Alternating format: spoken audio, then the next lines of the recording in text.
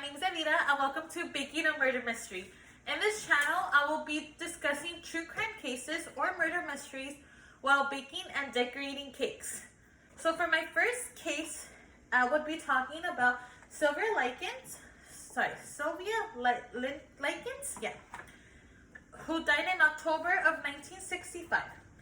So this is a pretty well-known case throughout America, since the nature of the torture and the abuse was pretty severe.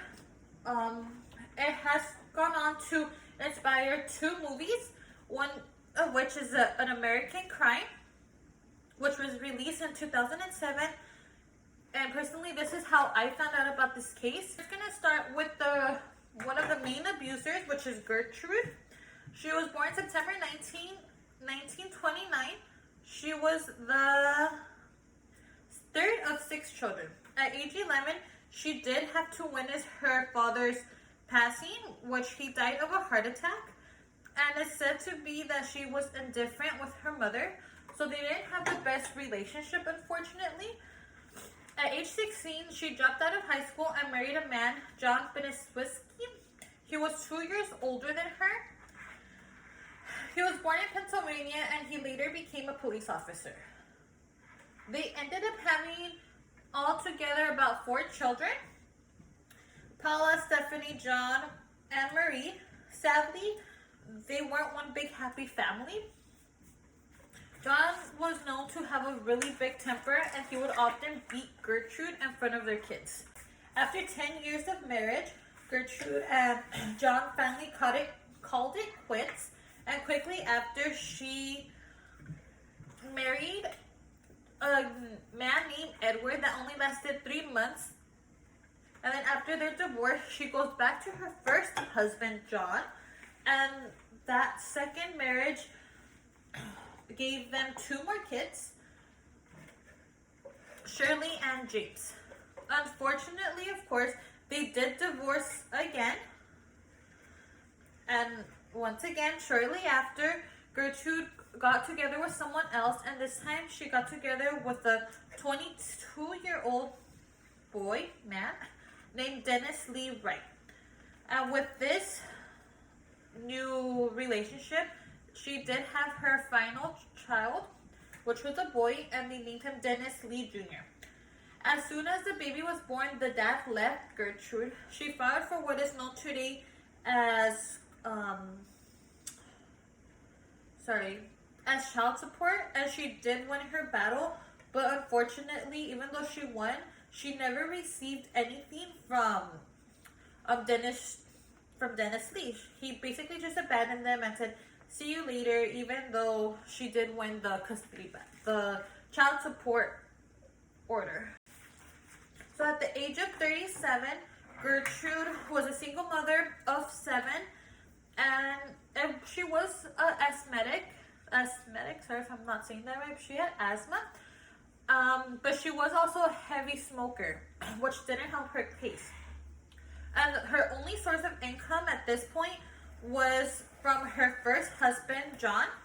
So she relied on this child support of John to help pay for groceries and bills and anything her and her kids needed. So I have my notes right here. So now we're going to go on to Sylvia Likens. Sylvia Likens was born in January 3rd, 1949. Sylvia was the third of 5 children. So her parents first had Dennis and Danielle. They were a pair of fraternal twins. And then 2 years later came Sylvia. And then just 1 year later, they had another pair of fraternal twins, which was Benny and Jenny. That was so catchy. Benny and Jenny. Unfortunately, Jenny did contract polio when she was smaller. So it weakened one of her legs, causing her to wear a metal brace. As teenagers, Sylvia would work odd jobs like ironing people's clothes, babysitting, and she would give part of the money to her mom to help pay with the bills. She was described as a lively girl and was known by the nickname Cookie by friends and family. Her parents often sold candy, soda, beer, and at carnival stands. That's how they were able to maintain a living and provide for their family. But the parents and the brothers, they all thought that it wasn't okay or safe for Sylvia and Jenny to be traveling with them. They didn't think that the carnival atmosphere was safe for the girls. And at this time, their oldest sister, the first daughter, Diane, was already married, so they didn't really have to worry about her. It was just Sylvia and Jenny. So when the family used to go to work for the carnival, they would often reside with their grandmothers or with relatives, as to, like we said, so they wouldn't have to be traveling with the carnival with their parents. On June 1965, Sylvia and Jenny lived with their parents in Indianapolis, in which their mother was arrested on July 3rd for shoplifting. This caused some financial stress to the family. Their dad also couldn't really look after all the kids, and so he started looking for boarding. Sylvia meets a girl named Stephanie Benesweski. They started to hang out and have sleepovers. When Sylvia's dad would go for Sylvia, they began to speak with Stephanie's mom, which is Gertrude, venting to her about how he was looking for a place for the girls to stay at while he went with the carnival to work. That's when Gertrude told Sylvia's dad, "Why don't you just pay me $20 a week for both girls and they can stay with me?" This sounded perfect to Sylvia's dad, and the girls didn't have to change schools and were going to stay with people the girls were familiar with. Shortly after the July 4th holiday, the sisters moved in with Gertrude and her kids.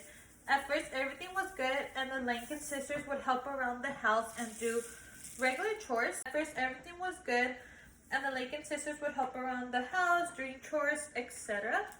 But unfortunately, things did start getting worse, and it all started when the paycheck that Sylvia and Jenny's dad promised Gertrude, the $20, it started coming late.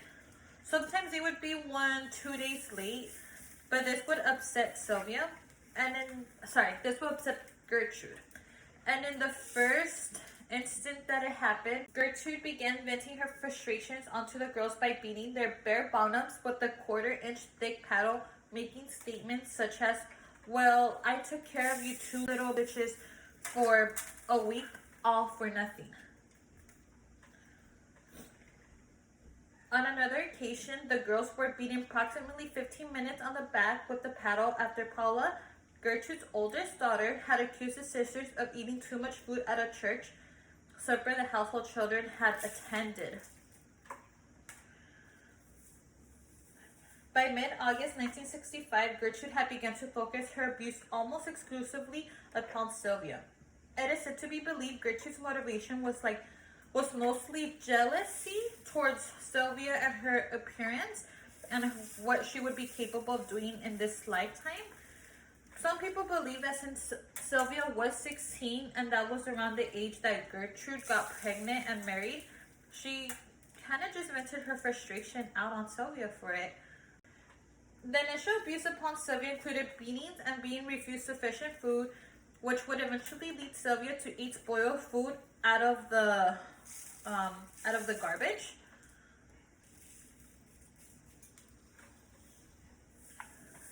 And this abuse would start as soon as Sylvia was out of school, so like after school and on weekends.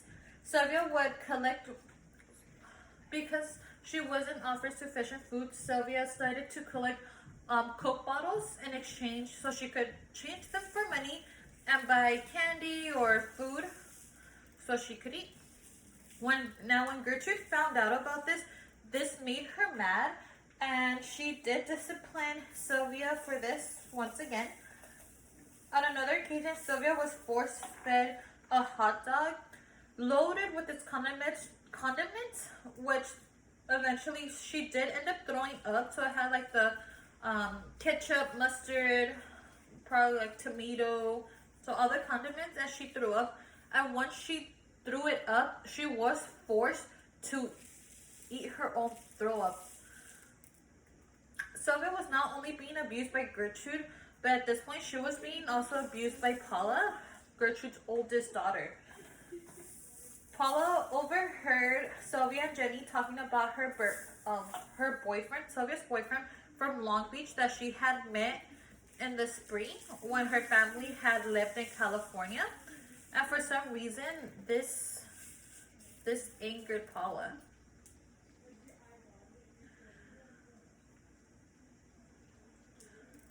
So Paula decided to kick Sylvia in the lower region and accused her of being pregnant.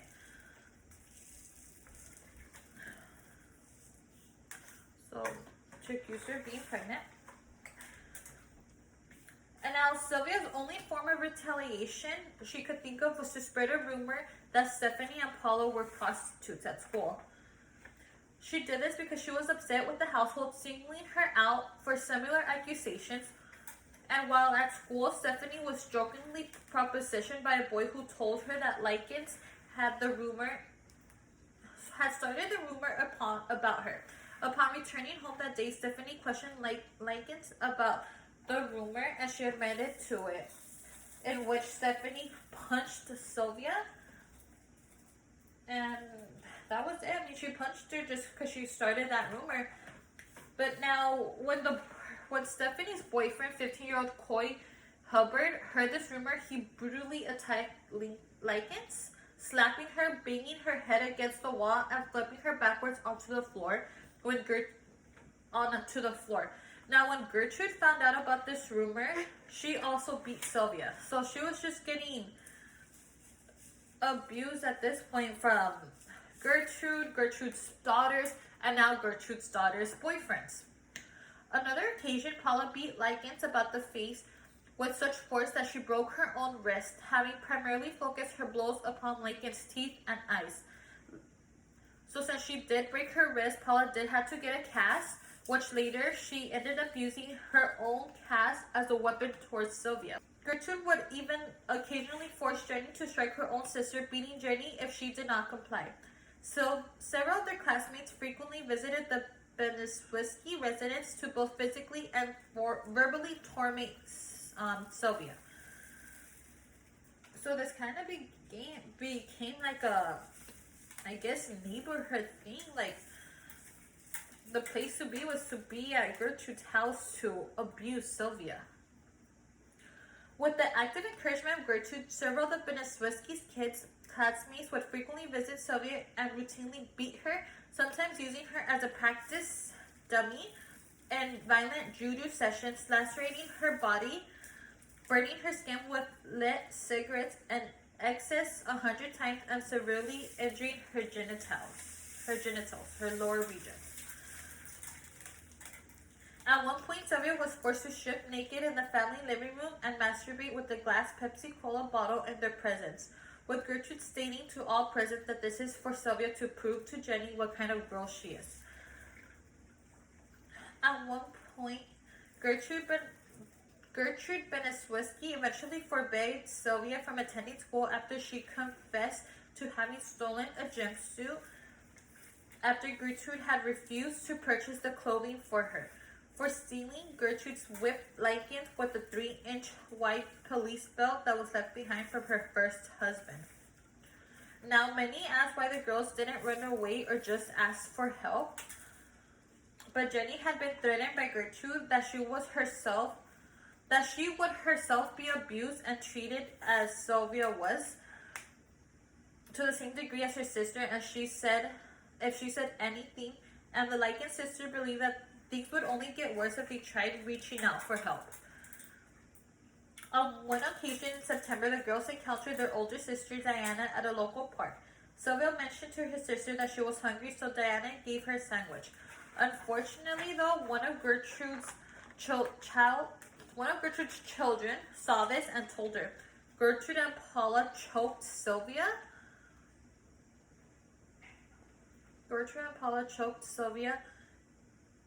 Then they gave Sylvia a scalding bath to cleanse her of her sins, with Gertrude grabbing Sylvia's hair and repeatedly banging her head against the bath to bring her back when she would faint. The girls encountered their older sister Diana once again after this incident, and they told her about the abuse, but the sister ultimately didn't believe them, saying that they were probably exaggerating their claims. Shortly after this incident, the father of a neighborhood boy phoned Sylvia's high school to anonymously report that a girl with open sores across her entire body was living at the Beneswiski's household. A school nurse visited the household to investigate these claims. Gertrude told the nurse that Sylvia had run away with a group of local boys, and that they haven't heard from her. And basically, she told the nurse that Sylvia was a rotten child and that she was a really bad influence to Gertrude's children and to Sylvia's sister Jenny. And for some reason, the nurse just said, "Oh, okay then," and she just left. She didn't report anything else. She didn't question her anymore. So she just left. Sylvia and Jenny's older sister, she finally actually went to Gertrude's home in an attempt to see the girls, but Gertrude told them that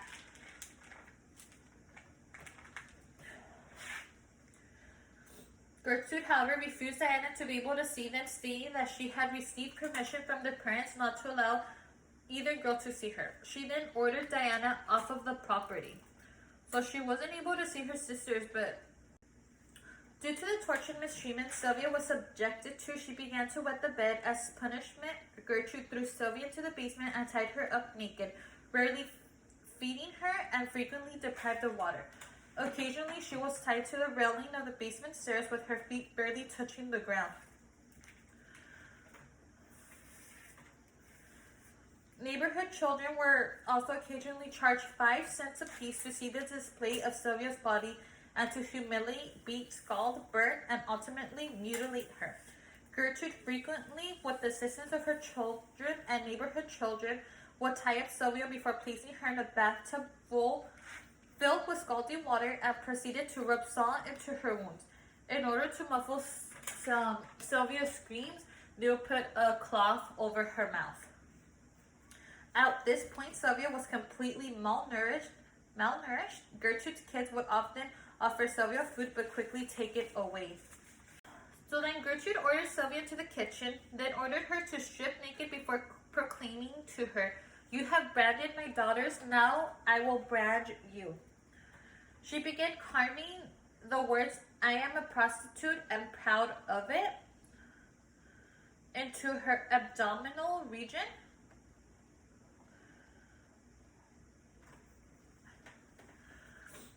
But she couldn't finish it, so she instructed one of the neighborhood children present, which was Richard Dean Hobbs, a 14-year-old, to finish it. Both Hobbs and a 10-year-old Shirley Beneswiski then took Sylvia to the basement, where each proceeded an attempt to burn the letter S beneath her left breast. But they applied one section of the loop backwards, and this burn would be the number 3. The night, Sylvia confided to her sister Jenny, "I know you don't want me to die, but I'm going to die. I can tell."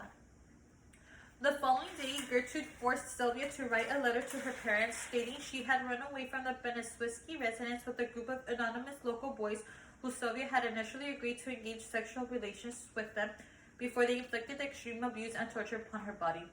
After Sylvia had written this letter, Gertrude finished plotting her plan to have John Jr. and Jenny blindfold Sylvia, then take her to a nearby wooded area known as Jimmy's Forest and leave her there to die. On October 25th, Sylvia attempted to escape from the basement after overhearing a conversation between Gertrude and John Beneswiski Jr. to the family's plan to abandon her to die.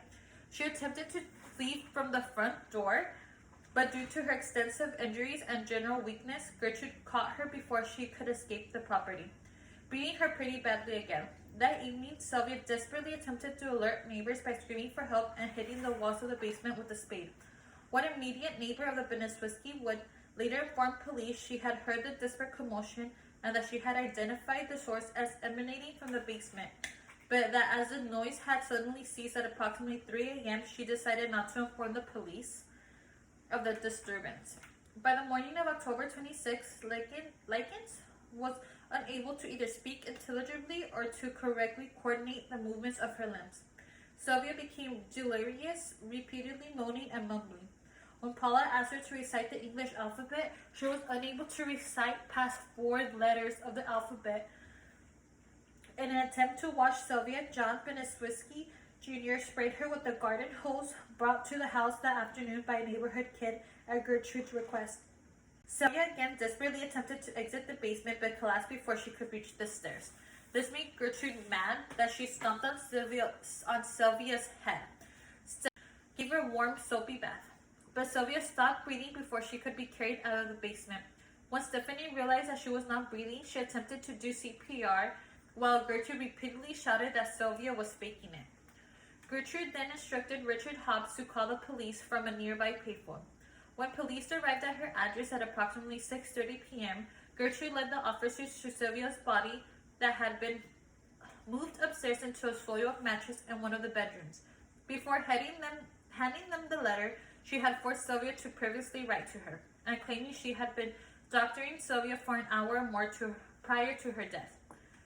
Jenny then whispered to one of the police officers, "Take me out of here and I will tell you everything." The formal statement provided by Jenny prompted officers to arrest Gertrude, Paula, Stephanie, and John Beneswisky Jr. on suspicion of Sylvia's murder the same day. Coy Hubbard and Richard Hobbs were also arrested and charged with the same offense. Initially, Gertrude denied any involvement in Sylvia's death, although by October 27, she had confessed to having known the kids, particularly her daughter Paula and Coy Hubbard, had physically and emotionally abused Sylvia, stating that Paula did most of the damage and that Coy Hubbard did a lot of the beating. Gertrude further admitted to having forced the girl to sleep in the basement on approximately 3 occasions when she had wet the bed. The autopsy of Sylvia's body revealed that she had suffered an excess of 150 separate wounds across her entire body, in addition to being extremely malnourished. Lots of burns, cuts, bruises, which included all her fingernails, were broken backwards. Most of the external layer skin upon her face, breast, neck, and right knee had peeled or receded. Her official cause of death was later ruled as blunt force trauma to the head. Gertrude, Paula, and John Jr. were to go on trial for first-degree murder, and Stephanie's charges were actually dropped for insufficient evidence and had to testify against her family at trial. Richard Hobbs and Coy Hubbard were charged with premeditated malice. The trial lasted 17 days. Gertrude was convicted of first-degree murder. Richard, Coy, and John were convicted of voluntary manslaughter. Paula and Gertrude were given life sentences. Paula and Gertrude appealed for retrials. Paula pleaded guilty to voluntary manslaughter rather than face a retrial. She was sentenced to serve a term between 2 and 20 years imprisonment, where she only ended up doing 3 of those 21 years. Coy and John sentenced to 18 months of juvenile detention. Richard had a mental breakdown when the weight of the crime settled on him and began to heavily smoke and died of lung cancer at age 21. Coy was in and out of prison for the rest of his life and died at 56 years old as a heart attack. Gertrude was still charged with first-degree murder, but her sentence was changed to 18 to life. She was what is known as a model prisoner and worked in the sewing room, and other inmates would call her Mom. In 1985, her parole came up and she changed her name to Nadine Van Fossen, which angered a lot of people. She got out on parole and moved to Iowa, and in 1990, 5 years later, she died of lung cancer. Paula also moved to Iowa after her release and changed her name, and she eventually became a teacher. So when she did become a teacher, it was eventually found out her true identity, and she was arrested and fired. John Beneswisky Jr., changed his name to John Blake and became a minister. So this was a brutal murder and abuse of Sylvia Likens. This case just really sticks with you because, poor girl, a whole neighborhood knew what was going on with her and no one got her the help she needed. And many say, why didn't she just run away? But, maybe she thought she ran away, her sister was still there. And she probably thought that if I'm not there for them to take out their anger, they're gonna take it out on my sister. And Jenny was just scared that it was gonna happen to her too, or that it might get worse. So it's pretty hard.